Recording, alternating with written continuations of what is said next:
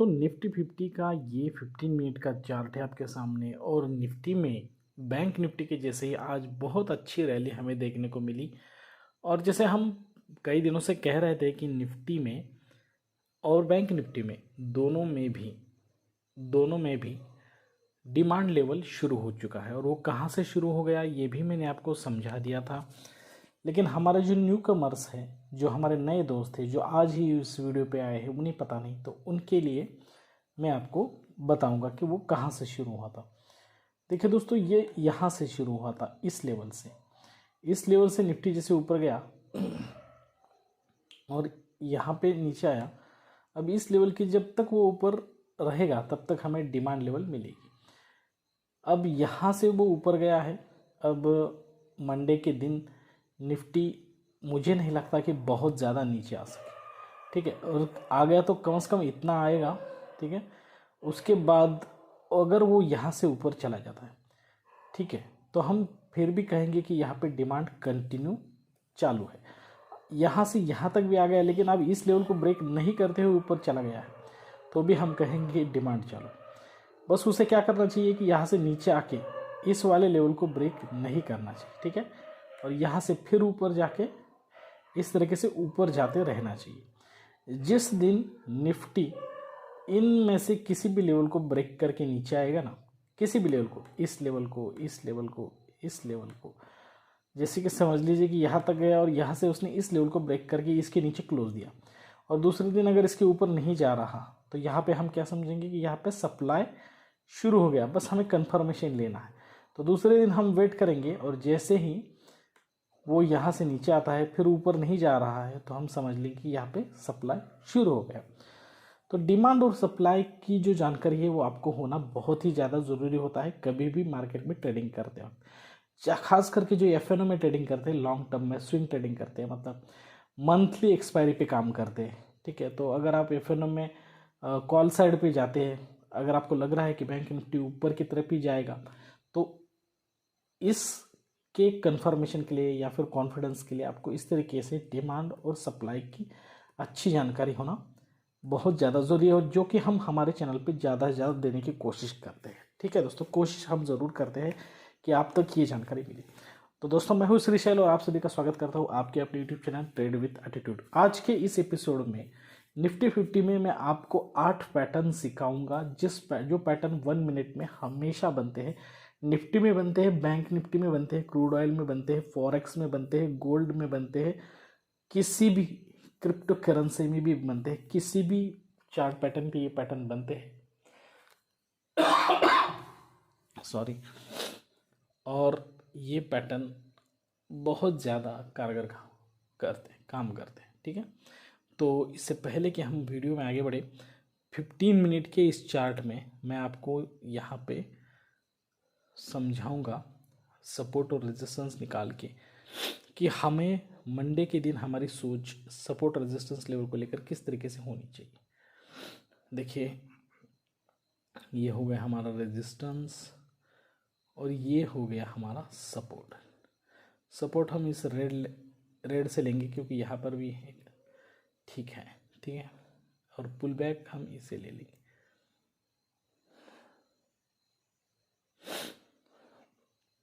देखिए, अब resistance level पे है, तो ऐसा हो सकता है जैसे कि कल फ्राइडे को हुआ था कि रेजिस्टेंस के ऊपर चला गया और वहीं से ऊपर की रैली भी दे दी। ऐसा भी हो सकता है, या फिर ऐसा भी हो सकता है कि पुल बैक तक आए, ठीक है, और पुल बैक तक आ सकता है, यहाँ तक आ सकता है, उसके बाद या फिर पुल बैक के आसपास आ सकता है। उसके बाद आपको बाइंग दे, फिर सेलर आए, लेकिन सेलर बहुत ही वीक हो और यहीं से बाइंग शुरू हो जाए तेज़ी से, तो आपको इस वक्त कॉल में जाना है, ठीक है। पहले वाले में नहीं जाना है, दूसरे वाले में जाना है सेलर आने के बाद, ठीक है। या फिर ऐसा भी हो सकता है कि यहाँ से आए, पुल बैक तक आए, लेकिन बायर ज़्यादा स्ट्रांग नहीं हो और सेलर ही ज़्यादा स्ट्रांग हो। अब दूसरी बार अगर पुल बैक को भी नहीं तोड़ रहा और नीचे जा रहा है, तो आप इस लेवल में पुट साइड पे जा सकते हो। बस एक ध्यान रखिए कि सपोर्ट लेवल पे कभी भी पुट साइड पे जाना नहीं, जब तक कि आपको सपोर्ट लेवल के नीचे कंफर्मेशन 2 बार ना मिले, सपोर्ट लेवल के नीचे, ठीक है। और रेजिस्टेंस लेवल पे कभी भी कॉल साइड पे जाना ही जब तक रेजिस्टेंस लेवल के ऊपर हमें 2 बार कंफर्मेशन ना मिले। तो ये बातें जो थी मुझे लग रहा था वो मैंने आपको समझाई। शायद कल भी ऐसा हो कि गैप अप हो, गैप अप होने के बाद अगर समझ लीजिए कल गैप अप होता है, रेजिस्टेंस लेवल के ऊपर ओपन होता है, नीचे आता है, सेलिंग देता है, फिर ऊपर जा रहा है बायर, अब यहाँ पे सेलर कम है और ऊपर जा रहा है, तो आपको कॉल साइड पे ज़रूर जाना चाहिए, ठीक है। या फिर गैप अप होने के बाद बहुत नीचे आता है और रेजिस्टेंस के अंदर आता है, अब बायर नहीं आ रहा है, फिर सेलर बहुत स्ट्रांग दिखाई दे रहा है, फिर बायर बहुत वीक है, अब सेलर, तो ऐसी सिचुएशन में हमें पुट साइड की तरफ जाना चाहिए।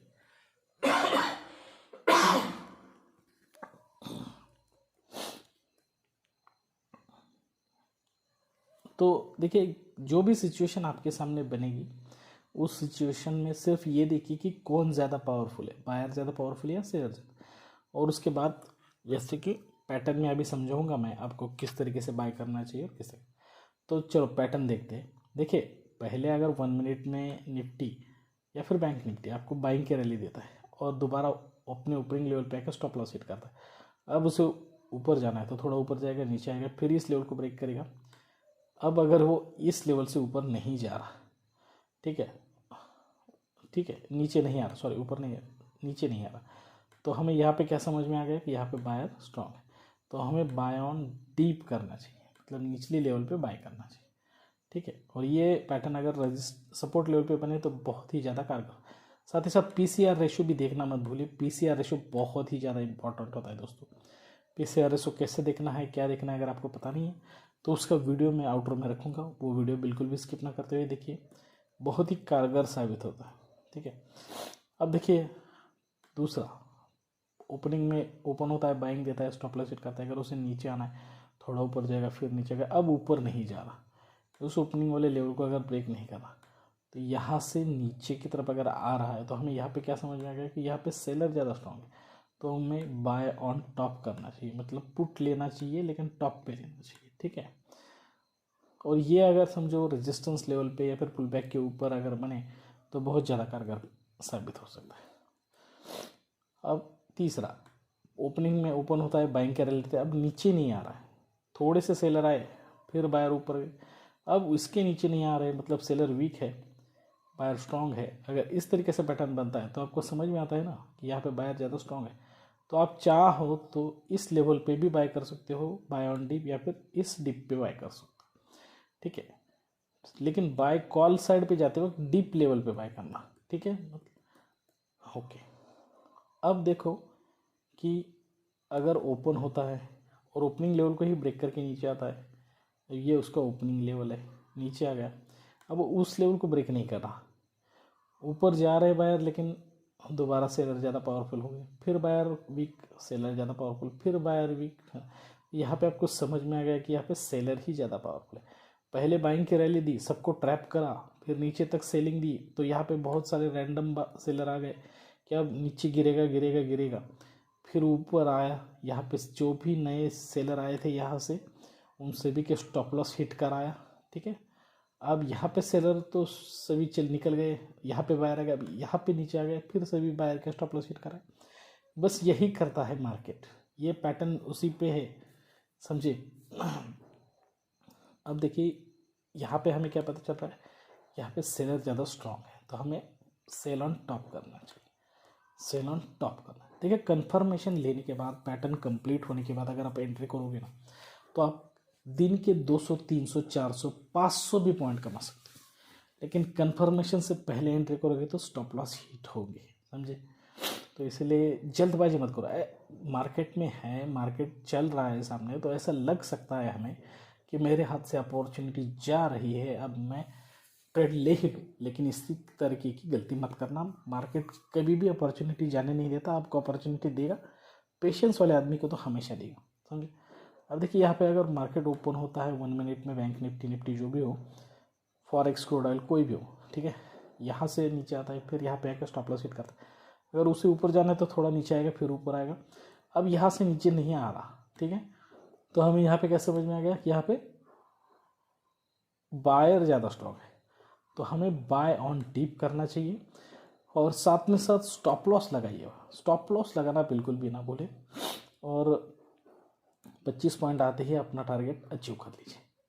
ठीक है, अभी ये 25 पॉइंट मैं आप सभी के लोगों को इसलिए बोल रहा हूँ कि अगर आप जब इसमें एकदम परफेक्ट हो जाओगे, जैसे कि हमारा डिमांड और सप्लाई का सीरीज जल्दी आने वाला है, जैसे ही 200 सब्सक्राइबर कंप्लीट हो जाएंगे तो मैं उस सीरीज़ के ख़त्म होते ही आपको वो भी टेक्निक समझाऊंगा जिसमें आप दिन के 100, 200, 300, 400 पॉइंट कमा सकते हो।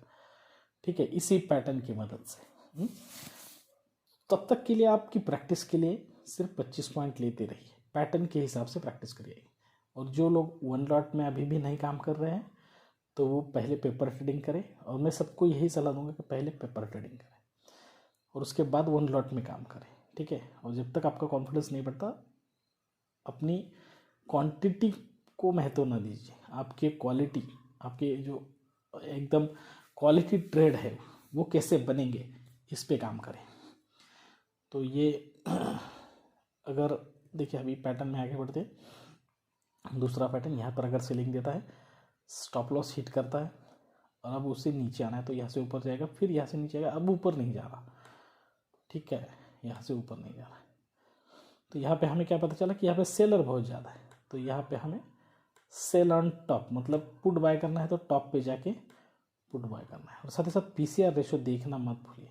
और ये जो पैटर्न है, अगर सेलिंग वाले सभी पैटर्न पुट वाले अगर रेजिस्टेंस लेवल पे बनेंगे और कॉल वाले जो भी पैटर्न है वो सपोर्ट लेवल या फिर उसके आसपास बनेंगे तो अच्छा काम करेंगे। अब तीसरा देखिए, सेल हो गया, नीचे सेलर आ गए, अब बायर ऊपर ही नहीं आ रहे, तो यहाँ से फिर सेलिंग आ गए, फिर ऊपर नहीं, तो ये हमें यहाँ पे पता चला कि यहाँ पे सेलिंग बहुत ज़्यादा हो रही है, तो हमें यहाँ पे टॉप लेवल पे पुट खरीदना है। ठीक है, और पीसीआर रेशो बिल्कुल भी देखिए, पीसीआर की सिचुएशन जो होती है ओपन इंटरेस्ट की, वो भी देखिए, आगे जाके मैं वो भी आपको सिखाऊंगा अगर आपको पता नहीं है तो। अब उसके बाद ये 3 पैटर्न मैंने बता दिए। अब चौथा पैटर्न, यहाँ पे सेलिंग होता है, फिर ओपनिंग लेवल को क्रॉस करके ऊपर चला जाता है मार्केट, अब यहाँ से नीचे नहीं आ रहा, तो यहाँ पे हमें क्या पता चल रहा है कि यहाँ पे बायर ज़्यादा स्ट्रॉन्ग है, तो हमें बाय ऑन डीप करना चाहिए, बाय ऑन डीप। ठीक है, तो ये पैटर्न अगर सपोर्ट लेवल पे बने तो बहुत ही अच्छा कारगर साबित होगा। और साथ ही साथ आपको पीसीआर रेशो भी देखना है।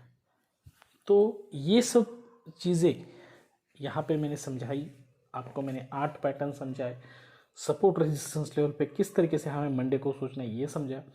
और मंडे को मेरी अभी भी राय है कि डिमांड साइड पे है, इतना ज़्यादा बड़ा है तो थोड़ी बहुत तो सेलिंग हो सकती है, वो तो नेचुरल है, लेकिन उसके बाद फिर एक बार आपको बाइंग साइड पे अपॉर्चुनिटी बहुत ज़्यादा मिल सकती है मंडे के दिन।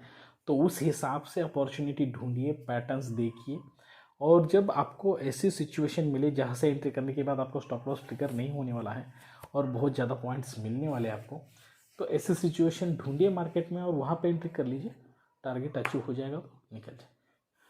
तो दोस्तों आज के लिए बस इतना ही। अगर ये इन्फॉर्मेशन आपको अच्छी लगी है, हमारे चैनल पे अगर आप नए हो आज, तो प्लीज़ हमारे चैनल को लाइक करना, शेयर करना, सब्सक्राइब करना और ज़्यादा से ज़्यादा अपने दोस्तों और रिश्तेदार के साथ हमारे इस चैनल को शेयर कीजिए। तो जल्दी इस तरीके के इन्फॉर्मेटिव वीडियो के साथ आप सभी से मुलाकात होगी, तब तक के लिए दीजिए इजाज़त। Thank you very much, bye bye दोस्तों।